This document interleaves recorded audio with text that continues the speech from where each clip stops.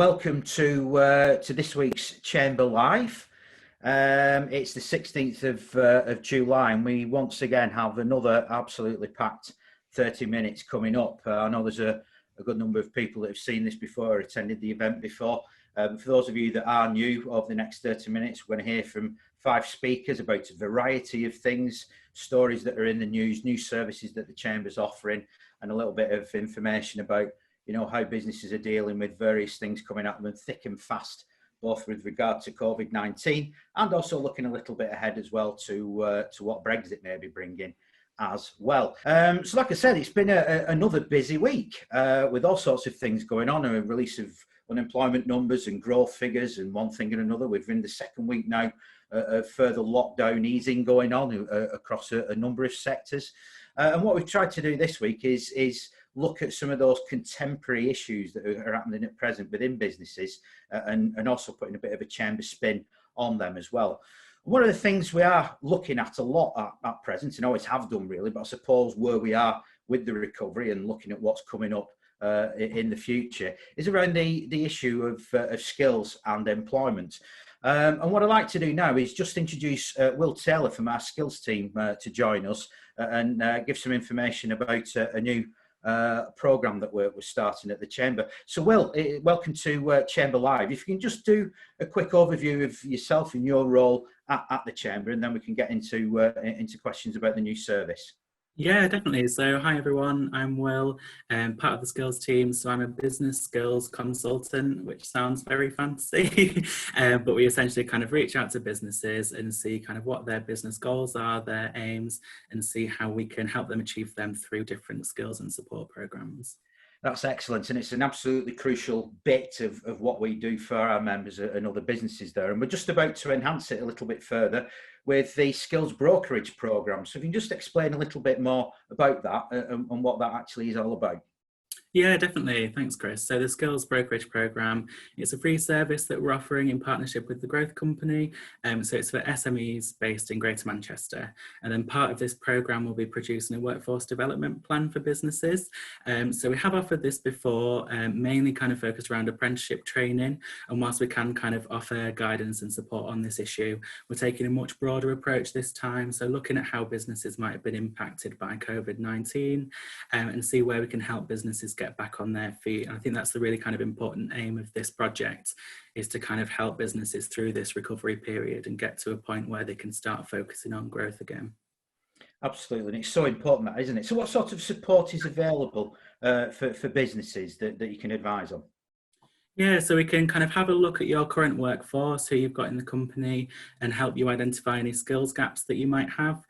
So one big kind of important area we might have this is with furloughed staff coming back into the business. So if their roles might have changed with the business operating model, it might have been changing, things like that, we can help them kind of upskill in maybe new areas. I know if you used to have a lot of people dealing face-to-face events, things like that, but maybe they're moving a lot more online and they might need some help in those areas, kind of developing the skills and getting back into work, then we can help find some free and funded courses and support schemes to help with that.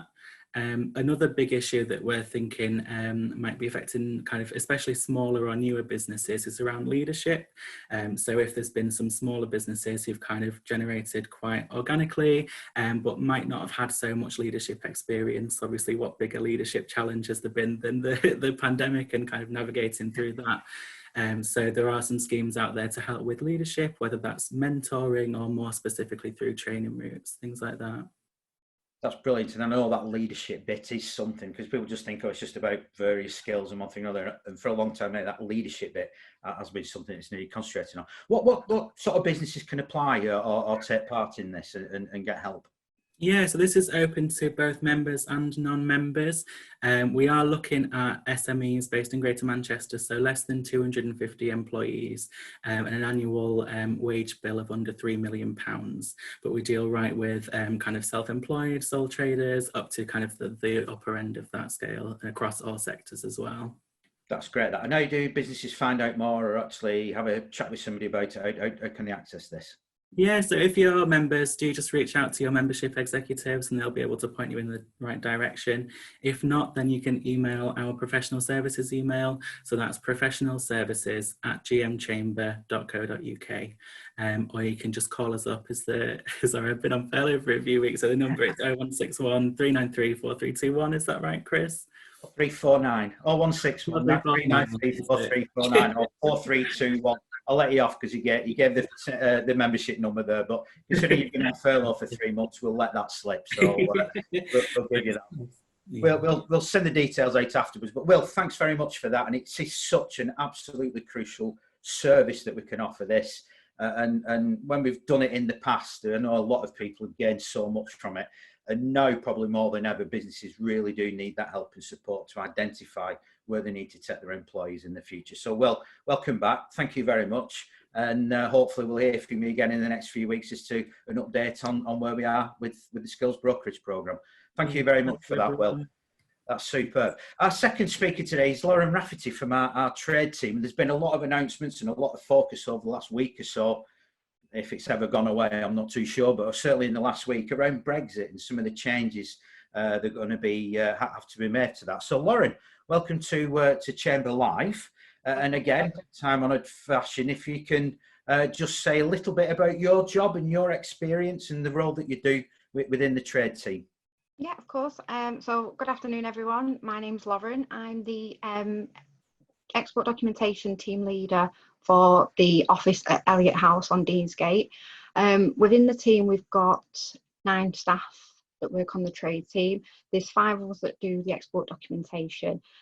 Currently, the staff that work at Elliott House are working from home at the moment, but our airport office is still operating every day, Monday to Friday, 10 till 1. But within the role, we are here to give guidance and advice on how to get the right export documentation for our customers, whether they're members or non-members, to export their goods out of the country. We also help with importing inquiries, although we're not probably the best people to speak to. We can find out the answers for that. We can give them guidance, point them to the right direction of who to speak to, so that they can get the correct information for dealing with their export and import needs. And what sorts of documents are you sort of dealing with at the present moment in time? Has there been a difference over the last few months with COVID-19 to what you'd normally be doing? Yeah, there has been a bit of a shift in the documentation. So normally we would do a range of documents such as EC certificates of origin, movement certificates, which are ATRs and EUR ones. We do a lot of Arab documentation and Egyptian legalisation documents. But mostly for the last few months, it's been mainly the EC certificates of origin, along with certified invoices and packing lists, because companies just can't guarantee that they get the documents back from the embassies that we normally deal with. Over the last few months, a lot of the embassies closed, all of them. It's only recently that the last couple opened up, so all the embassies are working now, but at reduced hours. So everybody kind of shifted the documents to the EC one, which is just certified by ourselves at the chamber. Okay. What I mean, imagine in this day and age, a lot of it is done electronically, but there's still an awful lot of paper, isn't there, that you deal with. What does that feel like? And I would imagine in a pandemic, obviously, dealing with paper is probably not very efficient or the best way of doing things. Yeah, I mean, we have seen a shift from the manual documents to the electronic. Obviously, just before lockdown, we did send out information to people to make sure that they were aware of the online platform that they can use to process the documentation, because it looked like there was going to be a lockdown, and obviously if the offices were closed, we wouldn't have been able to produce it, they wouldn't have been able to come into our counter service. So we have been quite lucky. A lot of our customers have actually registered online to do the documentation online electronically. So we've seen a shift in that. There's always going to be cases where people are kind of reluctant to do that, so we are still getting a few bits in the post, but I'd say about another 15% of our customers have shifted over to that electronic side, and they've kind of come back to us and said, I don't know why we're worried about it, it's brilliant, it's dead easy, it's quicker, it's great, basically. It saves time and money, really. It's that enforced change, isn't it? You know, they've had to do it, and they've sort of thought about it and scared themselves away, but now they're into it. One of the things I just want to begin to touch on, Lauren, now is obviously the changes coming up because of Brexit. You know, we've been distracted a little bit, maybe not as much as other things with COVID-19. Maybe distracted is not the best word, but we've gotten some big things that are coming up, and now Brexit is firmly back on people's radars. What changes will there have to be made to what we currently do, or what a business currently does when it's wanting to import or export? I know it's a bit tricky at present to say, but what are the key changes that will have to be thought about as regards that? Only 20 people. Okay, yeah, so there is going to be a huge shift in documentation. As of the end of the transition period, there's no longer going to be the EC certificates of origin. We won't be part of the EC anymore, so we'll have to use United Kingdom certificates of origin. Within that, there is also going to be some changes to the rules of origin, and what I would suggest any members or non-members who are doing export documentation is to make yourself aware of these changes of these rules of origin. You need to make sure that you are compliant with these. I know that we do offer courses within our trade team regarding this, so it may be something that you want to speak to us about. We can send out information on that, that's fine. But like I say, there's going to be a lot of changes. You know, the government are saying that once the transition period is over, there's going to be, instead of the 55 million customs declarations done, there's going to be 250 million customs decks done per year. So that's a massive shift, and that's going to be up to everybody to do who's exporting out of the UK. Normally it'd be done for goods that were going out of the EU, but obviously with those no longer being within the EU, you're going to have to do the customs declarations. So it's getting used to that. I mean, we do offer the service of doing customs declarations at the chamber.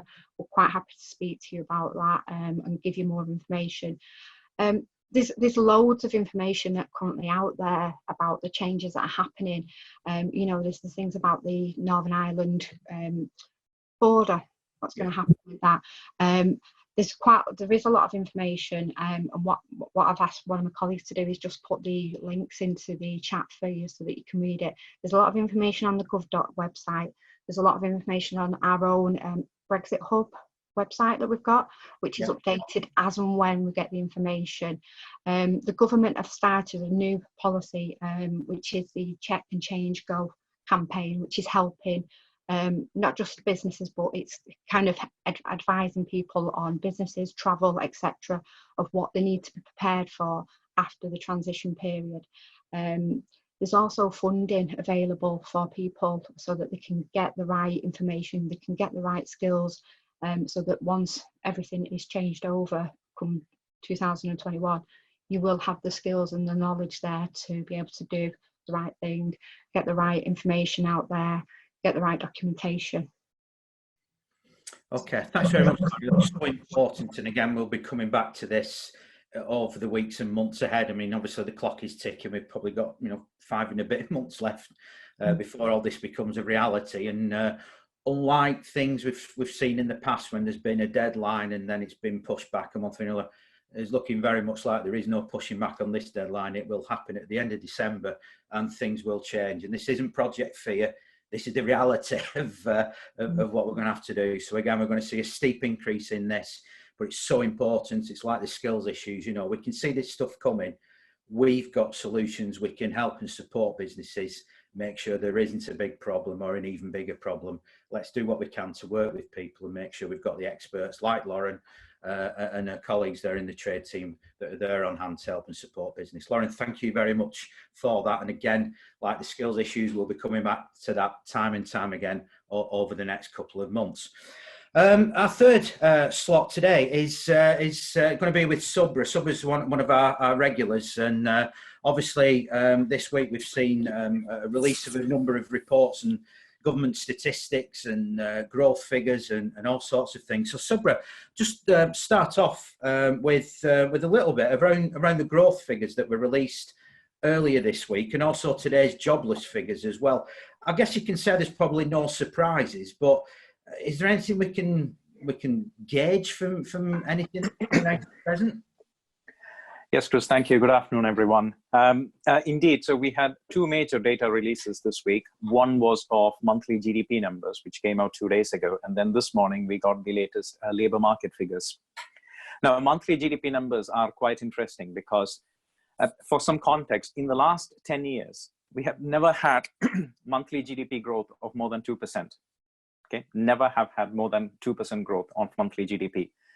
But between the month of May and June, GDP actually increased by 1.8%. So under normal circumstances, this would have been celebrated as a milestone achievement. Instead, it has been dubbed as a disappointing increase in output. And the reason for that is, of course, that we are starting from a very low base. So do remember, between April and May, monthly GDP declined by about 20%. And so even from that low base, a 1.8% growth is actually very poor.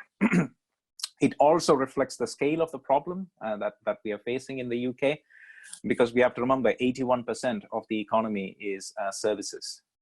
And within services, of course, we have the worst affected sectors such as hospitality, accommodation, retail, leisure and entertainment, and so on. And that is what has caused the primary issue. Services have grown by just 0.9%. Manufacturing grew by 1.8%, which was also lower than expected. Construction grew by 1.8%, which was more or less on target.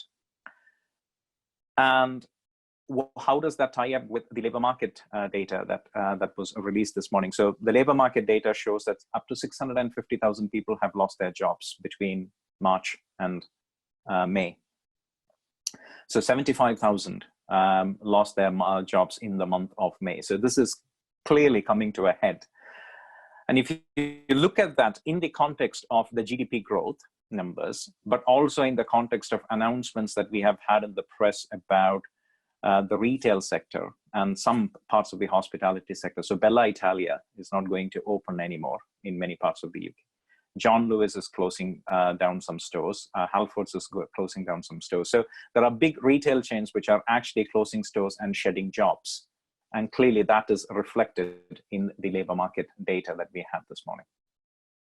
Okay, and you've mentioned in the past, I know this is something we've focused on before, this tick-shaped recovery that came out of our quarter economic survey results. And are you still confident that it's going to look that sort of Nike swoosh tick shape, or is it still a bit too early to say off anything we're seeing? So one thing we can say with certain, hopes of a rapid V-shaped recovery have vaporized.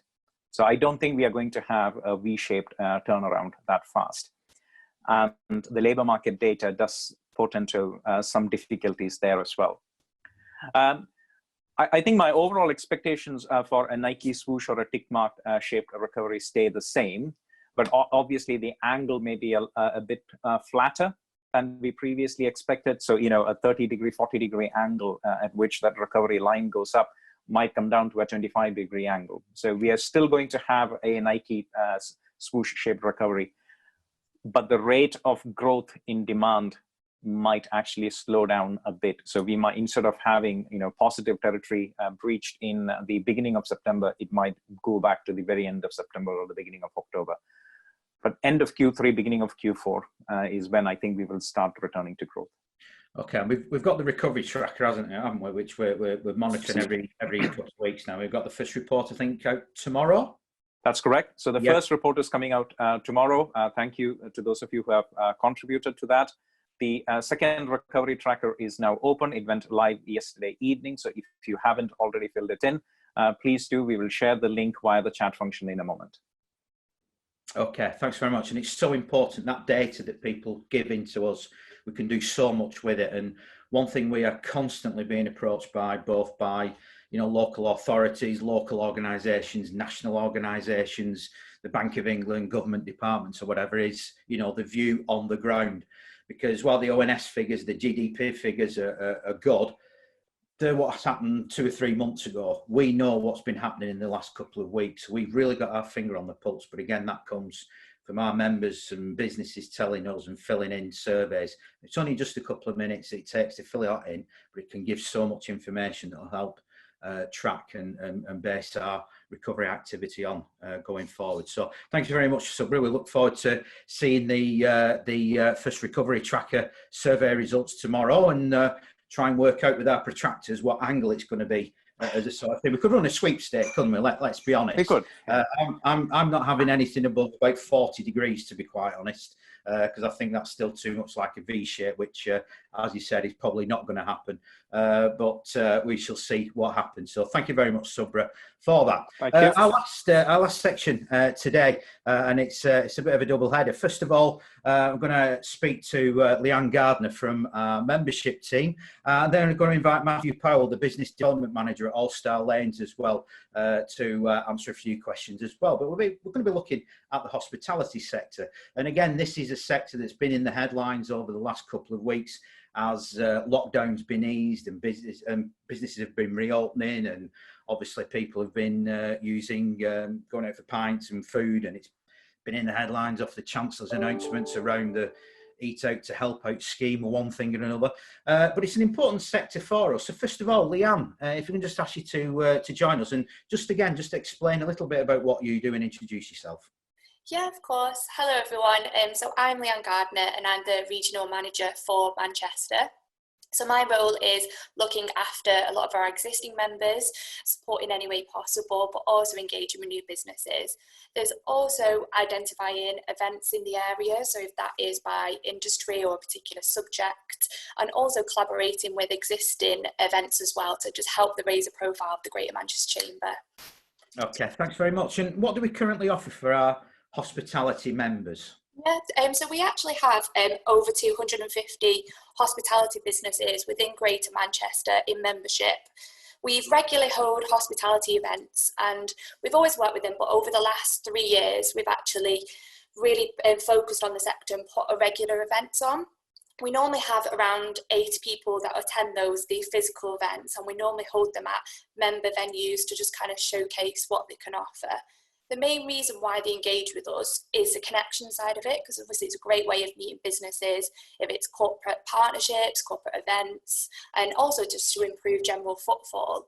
There's a lot of opportunities, as you all may know, about the raising the profile. So one key thing is our app, which is My GMCR. It's a benefits app, so you can list offers, discounts, and it's a great way of attracting new customers. We have a lot of marketing platforms, which is great to showcase their stories, any events they've got coming up, and just anything they need to communicate. Okay, so there's a big load of help and support and services available that they take advantage of. Obviously, it's been one of the sectors that was first into lockdown. It's hard to remember now what went on, but you know, the pubs and restaurants and theatres and everything were the first for the doors to be closed on before everyone else went into lockdown at the end of March. What have we been doing, and how has our support changed really during that time for businesses in the sector? Yeah, no, you're absolutely right. And it was kind of a key focus for us here at the Chamber to speak to the hospitality sector first, and just really touching base with account management calls, just to see if they've got all the relevant support available, if they know about the initiatives that are out. And I think if anything, they actually just really appreciated the calls and just to say, we're here if they need. But I would say we've continued the events through the lockdown. So we've actually partnered up with Unique Venues of Manchester, and we've been looking at the recovery and the setup of the sector. And it's just been really great to kind of that peer-to-peer learning and support. We also have had speakers from like health and safety, signage, marketing, digital solutions, and it's also something we'll continue to do for the industry. Hopefully we'll be able to get back to the physical events as well. Again, marketing has been really key, because obviously there's been a lot of changes just to make sure they're covering things like social distancing, when they were opening, offers, maybe changes as well. And we've had quite a few different events. So for example, the global radio event we've been doing around marketing and communication, and how to communicate your brand best in a pandemic has been really useful. The main service has been probably something that's been really taken up since the pandemic is the Chamber Protect. So that's the HR, health and safety, legal, tax and VAT. So downloadable documents, templates, the advice line, and really tapping into that, because it's obviously there's a lot of things that have changed. So it's risk assessments, but also help to understand like how to help their workforce and how best to protect them. And another thing that we've really noticed, which has been great, is members have really been offered a lot of support. So free trials, services, and it's been a real community feel, actually. Yeah, which is good, really. And obviously Yeah. now there's been, some positives and negatives over the last few weeks. How would you sum up, and obviously we'll speak to Matthew in a minute, but how would you sum up the sort of feelings that you're getting from members in the hospitality sector at present? Yeah, I think so. The general feedback, of course, as everyone else was firstly really worried, but the government schemes have been huge help for the sector. And obviously with the reduced staff, reduced customers, it was kind of a worry how it would work. And a lot of staff are taking on a lot of more new responsibilities. Obviously, they have to train all the staff around health and safety. And it's been a lot of adapting. A lot of the smaller venues were kind of waiting guidance on the larger, more established brands in the sector, just really to see how it was done. However, really some really great ideas. So things like the takeaway foods, if you're probably seeing drinks, and a lot of digital options and ordering apps, and even hybrid events. So for those who don't know what a hybrid event is, it's holding an event at a venue, and that obviously can help with either venue hire or tickets. So that could be a corporate event and an expo where it will be streamed to people at home, but they'll be at the venue themselves. But then also you can do things like cocktail making, wine tasting. So there's all these things that have come out, which have been really good for the industry to kind of bridge that income. And then of course now they've got the Monday to Wednesday discounts from next month, and reduced VAT as well, which I'm sure we are making the most of as well, and really help the industry. Okay, that's great. Thanks very much, Leanne. And I'm going to ask Matthew Pearl to join us now. Matthew's the Business Development Manager at All Star Lanes. Matthew, just to confirm that All Star Lanes is now open. It is, yeah, absolutely. We are. We're open for food and drink at the minute, obviously, which is very exciting. But as per Boris's discussion and pointing out very clearly that bowling alleys were not allowed to reopen, so we've kind of done our best with that, and we've reopened for what we can. I'm going to say, and it's obviously been a difficult time. I mean, what has it been like during the past few months on lockdown? I guess, like every other bar in restaurant, we didn't really have much much choice in the matter, and it was quite shocking, especially in Manchester. So we've got 4 sites in London and 1 in Manchester, and Manchester was the last one to kind of see the effects of COVID-19 really by comparison.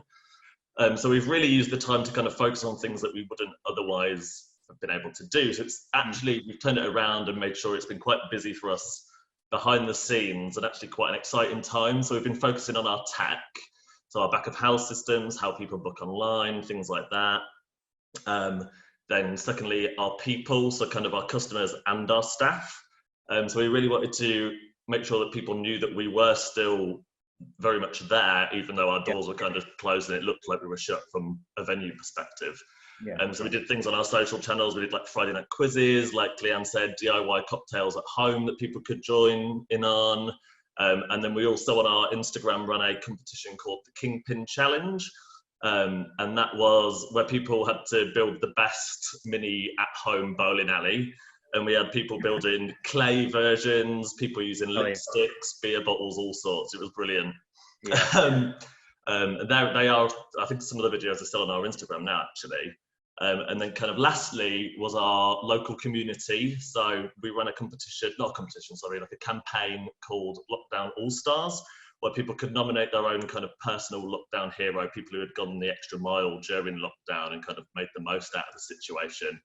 And we gave 12 of our golden tickets out, which give the holder free bowling for life, 3 rounds of drinks, and then other benefits as well on top of that. So yeah, it's been exciting, but then also kind of the other side of it has been just replanning, rescheduling, and reforecasting for whatever this new normal is going to look like. Yeah, and how confident? I mean, some of the stuff there you described is absolutely brilliant. And again, this is what a lot of people have had to contend with, the fact that we can't physically have people on the premises, but we are still here. And I think some of that stuff is absolutely superb. How confident are you, sat here today now and looking at what may happen and what's coming up over the next few months and things? How confident are you that, things will get better, get busier, or are you still concerned? So I think we've kind of, from what we've seen already from our kind of reopening as just food and beverage, We've seen a massive push on our bottomless brunches, which have been really popular.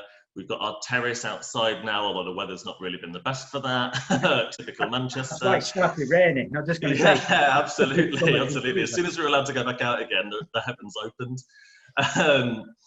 But I guess it would be naive to say that we've not noticed a reduced footfall. But I mean, compared to pre-COVID, people are more likely to book now, I guess. So we're seeing a lot more pre-bookings. So those that are choosing to venture out are obviously being a bit more cautious and want to make sure that they can get the space.